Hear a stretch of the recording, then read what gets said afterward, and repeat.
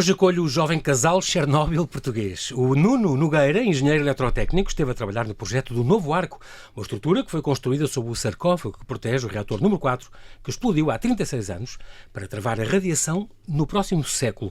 A sua mulher, Andreia Valente, foi visitá-lo várias vezes, visitou a cidade fantasma de Pripyat e escreveu um thriller passado na mais famosa central nuclear do mundo. Falamos das experiências deles em Chernobyl, palco daquele que foi considerado o pior desastre nuclear da história, tanto em custo quanto em baixas. Falamos do thriller que o motivou e da energia nuclear em geral. Há mais perigos no horizonte, com esta guerra insane que já ameaçou várias centrais, com as questões da dependência energética. A energia nuclear cada vez mais volta a estar em cima da mesa. Será que é o futuro? Bem-vindo a uma conversa que promete ser altamente radioativa. Olá, Andréa. Olá, Nuno. E bem-ajam por terem aceitado este meu convite. Bem-vindos aos dois ao Observador. Boa tarde, João. É um grande prazer estar aqui com vocês, com esta nortenha e esta lisboeta que se conheceram também num ambiente bastante radioativo, no Platô, em Lisboa.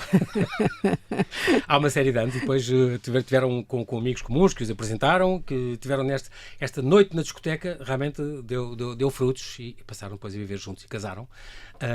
E é engraçado porque toda esta matéria de Chernobyl entrou na vida dos dois como de forma muito natural, mas para as pessoas ainda é muito assim uma coisa complicada. O Nuno viveu toda a vida em Terceira, ele nasceu em Lisboa e é engenheiro eletrotécnico e de computadores, certo? Exatamente, tirado sim, no técnico. Sim, no técnico. Pois, especializaste em automação industrial, portanto, sobretudo na questão das águas e do gás. E é por isso que tens muitos projetos no país, a ver com adutores e com barragens e tal, não é? Sim, exatamente. E também tens lá fora. Sim, tenho sobretudo projetos nacionais na área da água, saneamento, abastecimento de água, muitos projetos na irrigação também, distribuição de água para rega, também na área do oil and gas, portanto transporte e armazenamento de gás. E também já tive a oportunidade de ter alguns projetos no estrangeiro, que é sempre uma mais-valia, uma experiência boa. Um deles tive na Argélia. A ver com o gasoduto do gás natural? O gasoduto, sim, exatamente. E tive também no Catar, a trabalhar numa estação elevatória, aí em águas residuais. Também numa estação elevatória gigantesca, portanto a maior estação elevatória do Médio Oriente. Okay. E tive mais recentemente, se bem que já passou algum tempo e foi o tema daqui que levou aqui. Motivou esta conversa? Motivou esta conversa. Tive em Chernobyl a trabalhar no Novo Arco, que já apresentaste e que iremos falar. Estás nesta empresa Actemium Segelec desde há 15 anos? Sim, mais ou menos isso. Em 2015 essa empresa ganhou o concurso para o fornecimento de vários sistemas de confinamento e de medição de radiação. Este que vamos falar, este novo arco, este New Safe Confinement em Chernobyl, portanto isto é uma estrutura gigante, é uma coisa com 200 e tal metros de vão, para aí, ou... Sim. de comprimento e de 160 de vão Exatamente. Que foi construída perto do sarcófago. Portanto, aquilo explodiu um reator, o 4, e depois fez-se uma espécie de sarcófago à volta daquilo, logo a seguir. Exatamente. Portanto, houve o famoso acidente, não é? Em 86. Seguiu-se de um incêndio, portanto o edifício em que estava, a zona do edifício da central em que estava o reator ruiu, portanto o teto, digamos assim, ruiu.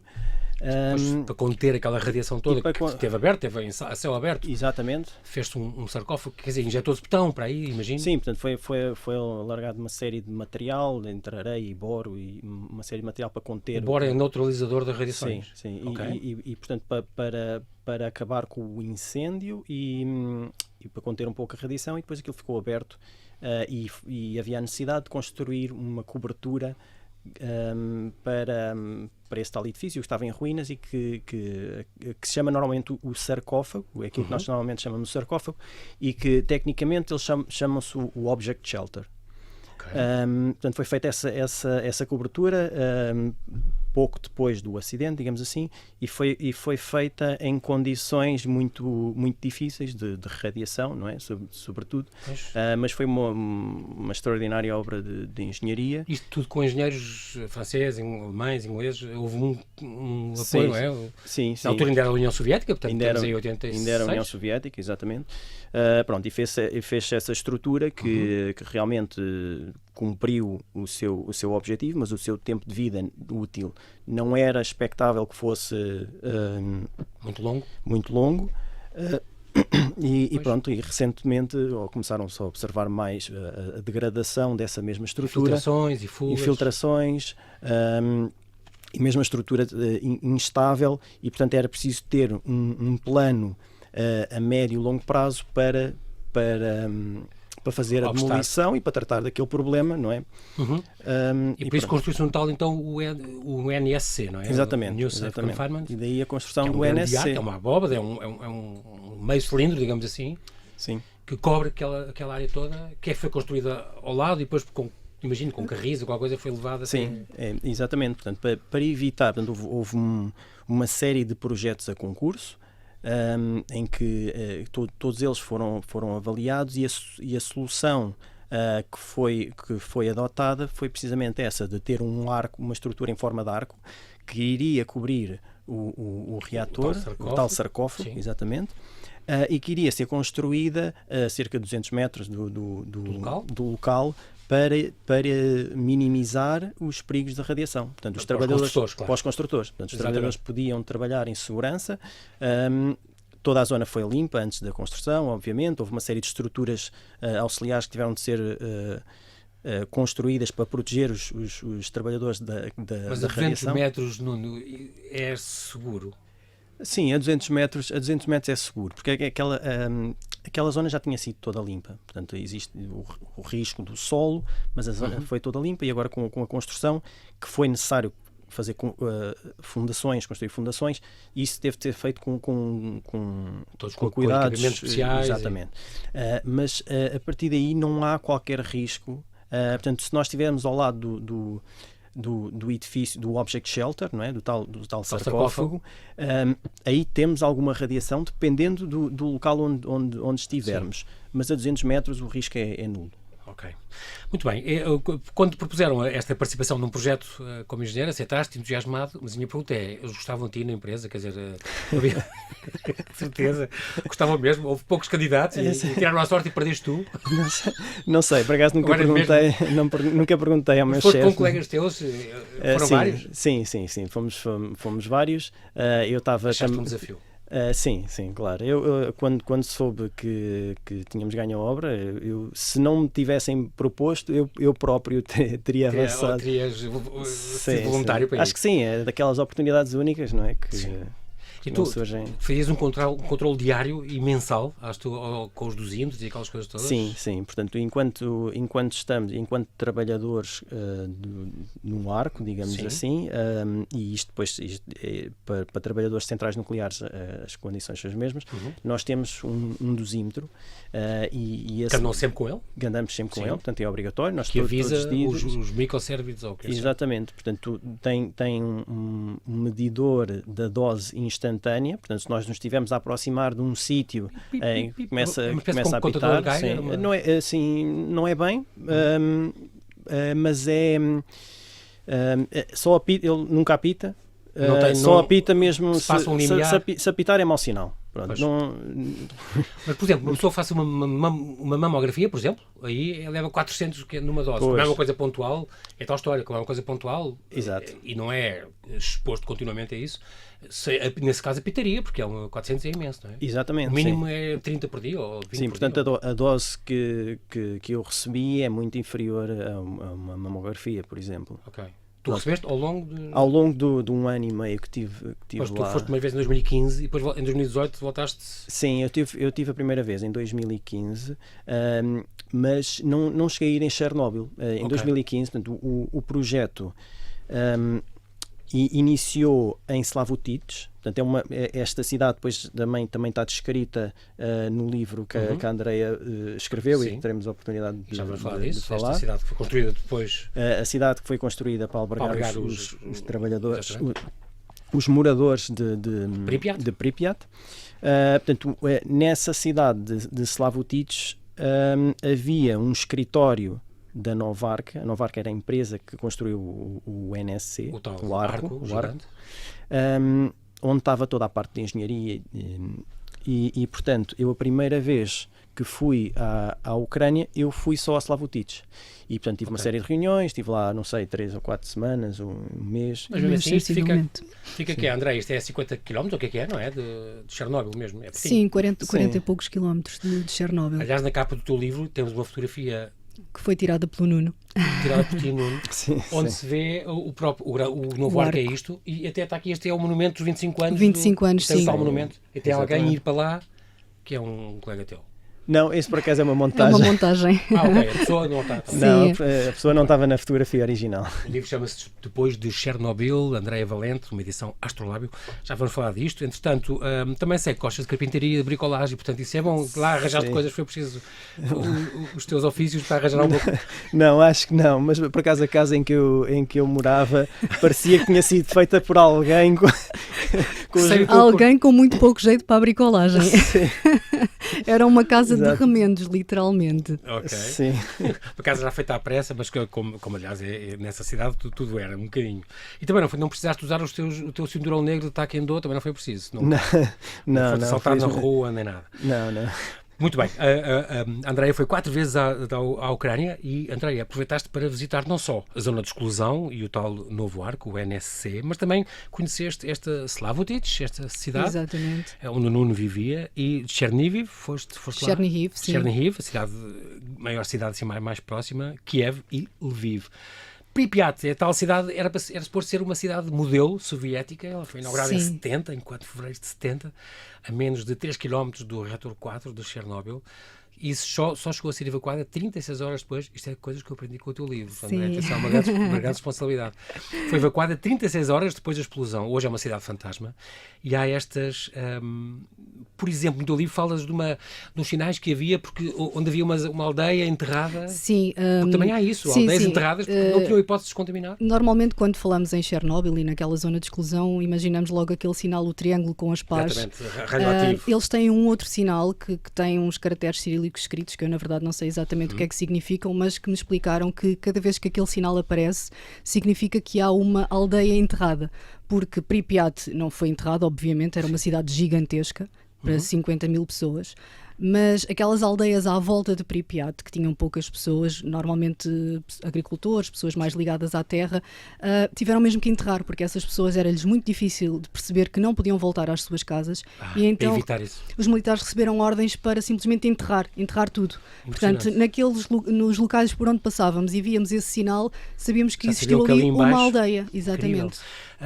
Também o parque de... Há uma fotografia, tu também mandaste algumas, aquela fotografia famosa de Pripyat com o parque de diversões. A famosa roda gigante. Exato, e acabou por nunca ser usado Nunca sequer. foi usado. O parque ia ser inaugurado no feriado do 1º de maio daquele ano, de 1986. O acidente aconteceu a 26 de abril, na madrugada. Foi evacuada no dia a seguir. Foi evacuada 36 horas depois, portanto nunca ninguém usou nenhum daqueles, Impressionante. nem os carrinhos de choque, nem a roda gigante, nenhum dos divertimentos foi usado. Este Slavutich, a 50 km, portanto, já na zona limpa, foi construída à pressa, disse que estas casas não estarem famosas, como tu dizias, Nuno, em tempo recorde, uma cooperação com 8 países, na altura soviéticos, depois do acidente, logo em 1986. Os primeiros residentes chegaram em 88, mas depois dos 50 mil evacuados, também vem no teu livro, só metade é que quiseram ir Só para lá. metade, Uma sim. cidade construída com cimento de sangue, não é? De Sim, memórias. eu acho que as pessoas e que se sentem um bocadinho isso, apesar de haver muitas crianças, que é uma cidade que tem muita vida, tem muitas sim. crianças, mesmo com neve, é engraçado, os parques infantis estão quase sempre cheios, mas nas pessoas mais velhas transparece isso. Eu acho que é uma cidade construída em cima da dor e do sofrimento daquelas pessoas, porque perderam tudo. Na verdade, e sem saber, porque as pessoas, elas não fugiram, elas foram evacuadas, elas não tiveram consciência do perigo quando estavam a sair de Pripyat, e acho que isso é uma coisa que me marcou bastante, que é a cidade está ao abandono, Pripyat, porque foi literalmente abandonada, não foi, as pessoas não sabiam que estavam a fugir, não sabiam que estavam a sair dali numa fuga, porque para elas era um incêndio, não tinham noção de que tinha sido uma explosão e do perigo da radiação, não faziam ideia do que estava a acontecer. Impressionante. Nós estamos agora a falar deste acidente agora de Chernobyl, portanto foi há 36 anos, há 1h23 da madrugada deste dia 26 de abril, o reator número 4 então, que explodiu e ardeu, ficou a arder, não é? Considerado o pior desastre nuclear da história. As conclusões que falam deste acidente, e também a falar também no teu livro, Andréia, fala um bocadinho de que era um defeito do material, do erro do projeto, digamos assim, desta central, na altura em que foi feita, concepção defeituosa, digamos assim, do reator, mas também um grande erro humano. Isto era suposto ser um teste de segurança, que era suposto ser depois do almoço, foi antecipado uma série de horas, e esta equipa não estava preparada, a equipa técnica de turno e tal, e por isso aconteceu este incêndio tremendo. Este núcleo do reator depois ficou exposto ao ar livre, 9 dias, precipitou em outras partes da União Soviética, da Europa Ocidental, antes de finalmente terminar em 4 de maio de 86. 70% deste fallout ocorreu na Bielorrússia, estamos a falar de 16 km, há 4.000 mortos a lamentar, direta e indiretamente, e foram os suecos que deram o alerta, também vem no teu livro muito bem explicado. Eles é que repararam que havia uns níveis anormais de radiação ali em Forsmark, ali na Suécia, e foram detectar que era de Chernobyl. Só a 14 de maio, 18 dias depois, é que Mikhail Gorbachev, então, que nos deixou recentemente, falou pela primeira vez publicamente sobre este assunto. Mesmo assim, Chernobyl esteve a funcionar ainda até o ano 2000, e depois, desde o ano 2000, é que já não. Sim.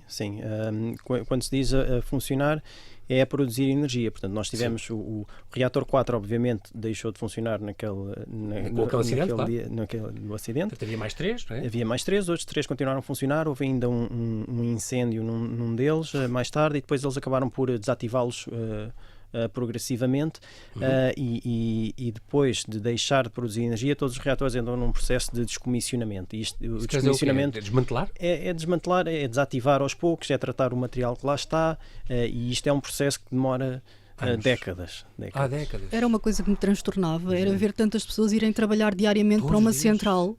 Os comboios iam cheios, de tal maneira que o Nuno não tinha sequer onde se sentar. Isto também ver no teu livro, que é muito engraçado. Sim. Ele levava uma cadeirinha daquelas de Fátima, aquelas sim. especiais que se armam para a pessoa se sentar e não...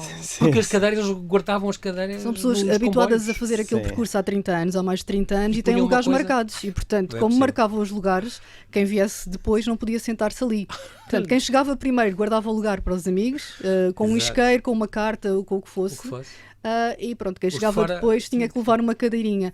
Mas eram centenas de pessoas apinhadas dentro das carruagens todos os dias de manhã para ir para uma central que já não está a produzir energia. Exatamente. Que é uma coisa curiosa. Continua esse trabalho de descomissionamento. Exatamente, entre outras coisas, porque a central de Chernobyl, existe o processo de descomissionamento, existe também a monitorização do sarcófago, não é? Portanto, tudo aquilo que está destruído tem que ser monitorizado, está Porque é a constantemente. primeira linha que Exatamente, obsta à disseminação. Exatamente, não é? portanto, está a ser monitorizado em termos de vibrações, do estado da estrutura, temperaturas, umidades, radiação. Portanto, existe todo um sistema de monitorização do sarcófago, Todo aquele sarcófago. e com operadores 24 horas por dia que se encarregam também dessa monitorização. E para mais, a central de Chernobyl funciona ainda até aos dias de hoje como uma subestação, um centro de distribuição de energia, transformação de energia. Portanto, não produz energia, mas passa por lá energia, recebe e distribui. Ok. Ainda hoje. Pronto, porque já não produz energia desde o ano 2000.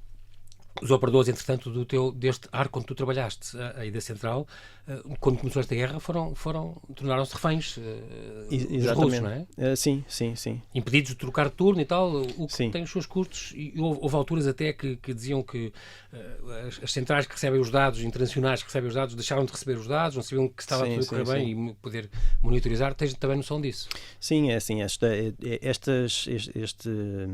estes equipamentos, não é? Estas centrais, têm, obviamente, operadores 24 horas por dia. Claro.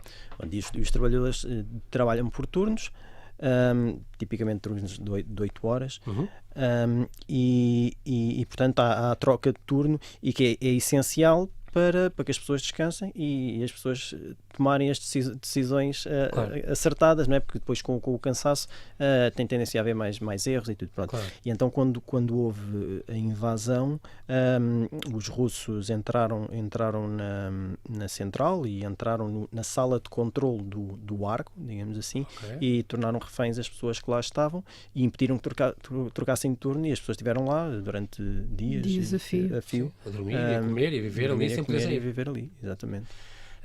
Uma coisa curiosa também é que Andréa. os russos destruíram o arquivo fotográfico da central. É uma coisa que nós temos, nós seguimos várias páginas e vamos acompanhando um bocadinho aquilo que a central nuclear vai publicando nas páginas oficiais. E não há arquivo fotográfico. Estamos a falar de um arquivo com um valor histórico imenso, Claro, desde o início, até para investigações da construção da central até aos dias de hoje, que foi completamente destruído. Eles até colocaram uma foto a negro para que as pessoas percebessem a dimensão do que realmente aconteceu. Crime de lesa património completamente. Sim, completamente. Estas séries que aconteceram, esta Chernobyl, por exemplo, de 2019, da HBO, e os russos dizem que fizeram um filme, o Chernobyl Abyss, de outubro de 2020, e estão também a fazer uma série, o NTV, o canal russo, onde a tese deles é que foi uma conspiração norte-americana, pelas mãos da CIA, que sabotou aquilo. O teu livro também fala disso, mas isso é outras questões, não quer ser spoiler. Spoiler. Exato. Mas pronto, será ou não se sabe, e portanto está-se a investigar. Esta série, visto com certeza, esta série dos 5 episódios, ganhou Emmys e ganhou 2 Globos de Ouro. Achas aquilo, na tua opinião, porque é a tua opinião, sem ter os dados todos na mão, com certeza, mas estiveste lá, está bastante fiel? O que tu vais ouvindo é mais ou menos aquilo? Que sim. Relativamente às imagens, às localizações, à reprodução da sala de controle, é exatamente igual, exatamente aquilo, mesmo por fora. É americana, não é? Gravaram em Minsk, penso eu, na central de Minsk, na Bielorrússia. Exatamente, eu penso que eles gravaram numa central semelhante, mas e se calhar na mesma altura, portanto o mesmo processo de construção. Exatamente. À exceção dos balneários, que não tinha absolutamente nada a ver. Sim. Era? Porquê? Sim. Os Chernobyl são piores? Melhores? São piores. Eram mais fracos? Sim. Okay. Os balneários são assim... Lembro bastante dos da série, por acaso. São estranho, é um bocadinho tudo estranho para quem vem de fora, como eu, e então que não estou nada habituada a este tipo de ambientes e balneários e tudo mais, a não ser do ginásio. Sim, claro. mas é curioso porque há aquela... O balneário, no livro também acaba por descrever um bocadinho isso. Tu não percebes muito bem onde é que começa uma coisa e acaba a outra, porque o chão quase cola com a parede, cola com o teto, é tudo verde. Sim. E depois os chuveiros... Sofia, quando a Sofia entra e consegue entrar e vai subir. Os chuveiros, não há portas, não há divisórias, as mulheres tomavam banho todas juntas, todas despidas, havia assim uma coisa...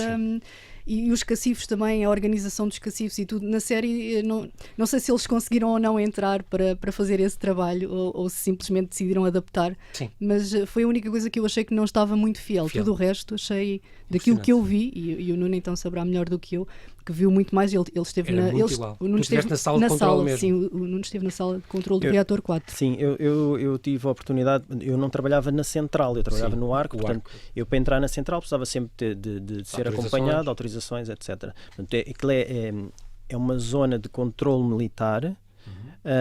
E portanto há todo um protocolo para entrar no arco.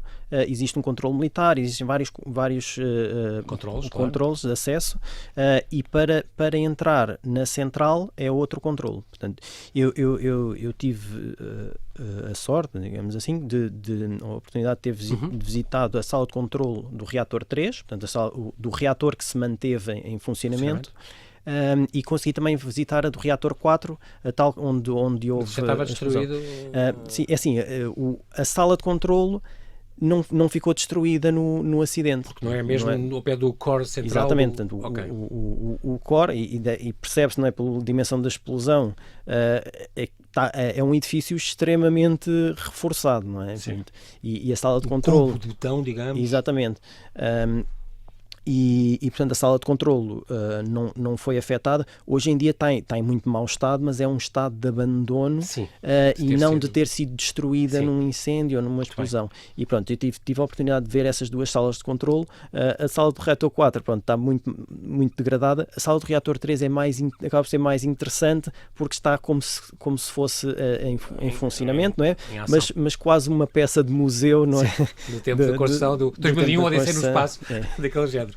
Entretanto, tu até já desmaiaste no novo arco. Não era Sim. suposto contar. No Novo Arco e em outras várias situações. Assim, não, Porquê? O Nuno tem tendência a desmaiar nos momentos mais improváveis. Não digas que é para vez para o platô ou no vosso casamento. Não acontece assim tanto. Por acaso, no Novo Arco tive um pequeno incidente, digamos assim, que... Na véspera de ir buscá-la... Sim, na véspera da minha primeira viagem à Ucrânia. Eu queria muito ir à zona de exclusão e o Nuno liga-me na véspera e diz: tenho uma boa e uma má notícia. A má notícia é que eu desmaiei, caí, perdi os sentidos. Sim, em plena e o meu colega André achou que eu tinha morrido porque fiquei de olhos abertos. Meu Deus! Fez todo assim um drama. A boa notícia é que, apesar de ter torcido um pé, acho que consigo conduzir.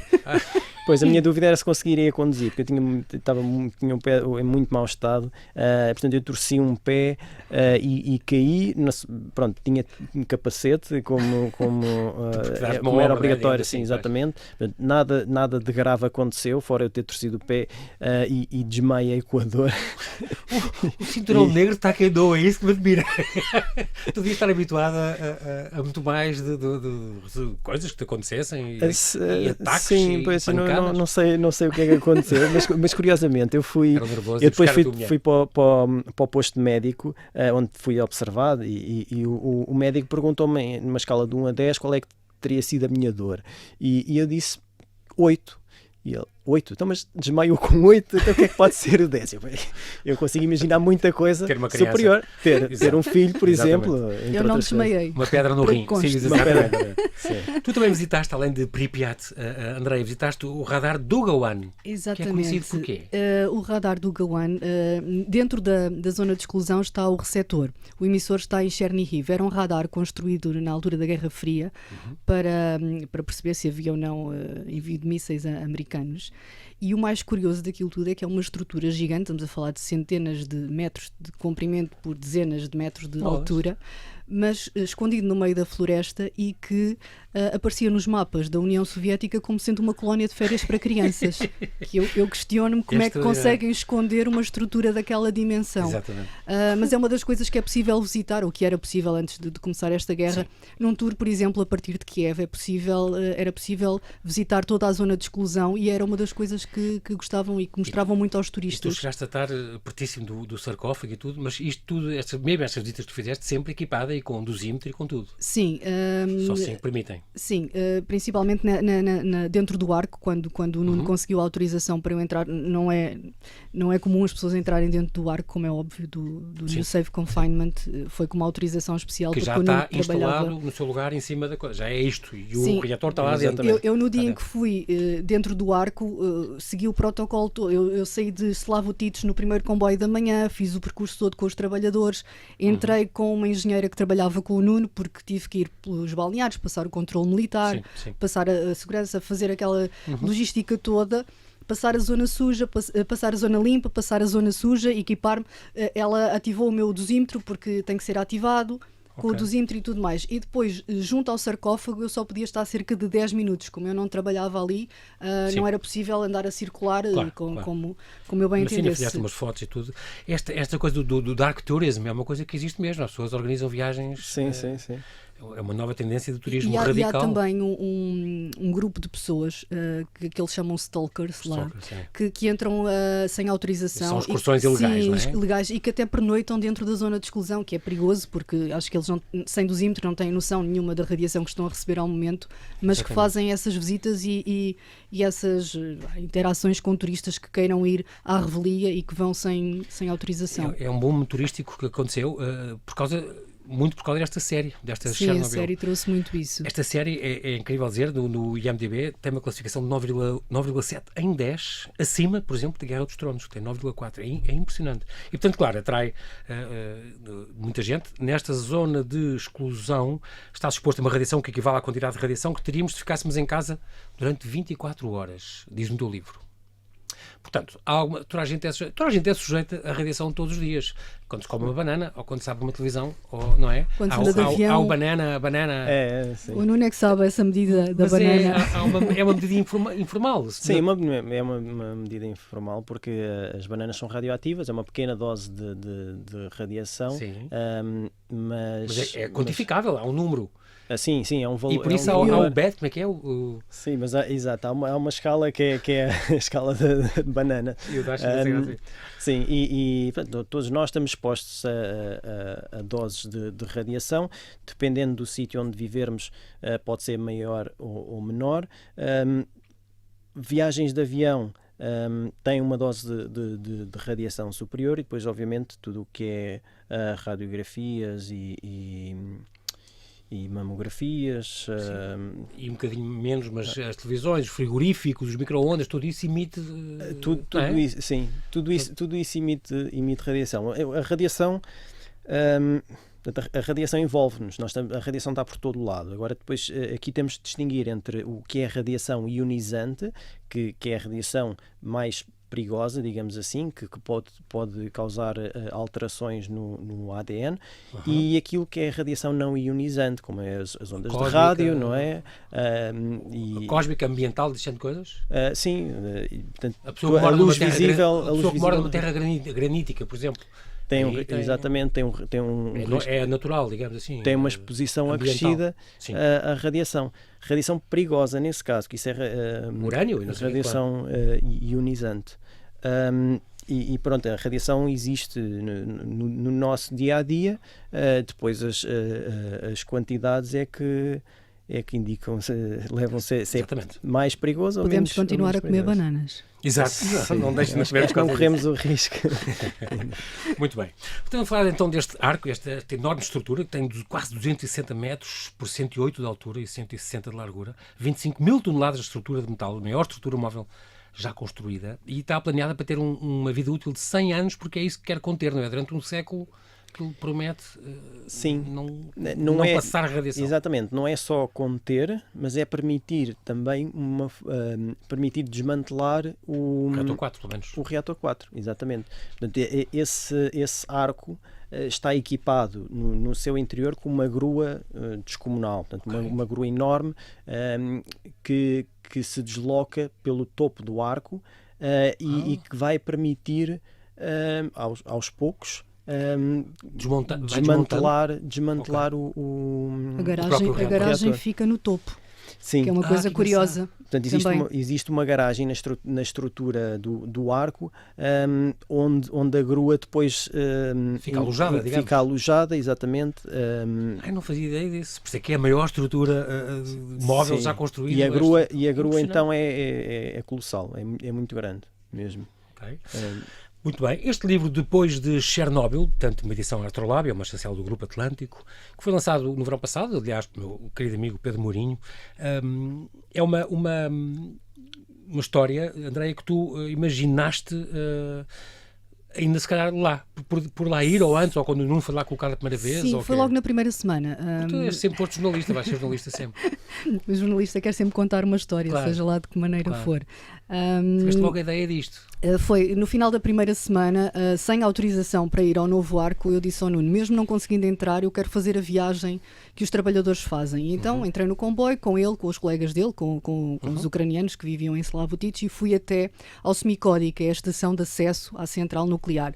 Chegando lá e com os militares armados até aos ossos, dei meia volta e entrei na carruagem seguinte e voltei para Slavutich.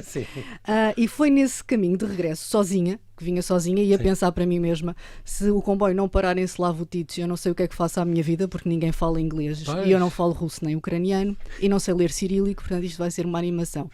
Mas vinha nessa viagem de regresso e dei por mim a pensar, e se não fosse eu a fazer isto? E se fosse outra pessoa a contar isto? E se fosse aos olhos de uma personagem? E se? E quando cheguei à estação, lembro-me de sair, e também está a descrição um bocadinho da estação, à porta da estação de Slavutich há uma feira enorme de bens, vende-se de tudo um pouco, e há uma agitação imensa, e eu lembro-me de me sentar num banco de jardim, ali no meio do burburinho daquelas pessoas todas que vendiam desde plantas a pão, a meias, é uma mistura. E começar a tomar notas daquilo que me ia na cabeça e daquilo que eu poderia fazer com aquilo que eu estava a viver ali, e transformar aquilo numa visão de outra pessoa que não eu, e assim nasceu a Sofia, na verdade. Não sou eu a Sofia é a narradora e a protagonista da história. Muito bem. E pronto, e a história é contada por ela. Muito curioso. E onde contas tem imensas coisas curiosas e também palavras em russo e tudo. Muito giro, uma leitura que eu recomendo, então, depois de Chernobyl, que se lê, como tu dizes, e muito bem, quase numa noite. Nós estamos a 30 segundos de acabar e, por isso, agora é uma pergunta direta para o Nuno. Eu sei que tu és um bocado fã, digamos assim, desta energia nuclear, no sentido em que pode ser uma alternativa e agora cada vez mais está em cima da mesa esta hipótese de poder ser uma alternativa, com todos estes perigos que aconteceu com a possibilidade da guerra nuclear com os russos na Ucrânia e agora também com esta dependência energética. Hoje em dia é cada vez mais limpa, menos a questão do lixo atómico, que é a única coisa que não está ainda resolvida, não é? Sim. Eu Acho que é uma boa hipótese. Eu acho que sim. É das coisas que se calhar que agora se está a tornar menos cost effective, peço desculpa pela expressão. Portanto, agora as energias renováveis estão-se a tornar cada vez mais baratas. Portanto, se calhar no médio prazo pode ser que as energias renováveis venham a suplantar a energia nuclear em termos de custos, mas a energia nuclear eu penso que é uma opção válida. O problema que temos agora, o problema principal, eu penso que nem é tanto os resíduos, porque há maneira de armazenar estes resíduos, mas é o quê? Mas sim o custo exorbitante da construção e da manutenção, da operação de uma central nuclear. Porque relativamente aos riscos, eu penso que hoje em dia os riscos já são muito reduzidos. Muito bem. Nós infelizmente não temos tempo para mais. Agora chegou a nossa altura do nosso duche para descontaminar desta conversa. Resta-me agradecer-vos, Andreia Valente, Nuno Nogueira, obrigado pela vossa presença e disponibilidade em falar no Observador. Trouxeram-nos pelo vosso trabalho e pelo testemunho uma importante lição de história, que é importante as pessoas não esquecerem isto, e ao mesmo tempo preparam-nos para um futuro energético que de facto tem de ser repensado. Bem-ajam aos dois, Andreia, Nuno, até à próxima. Muito obrigado. Obrigado.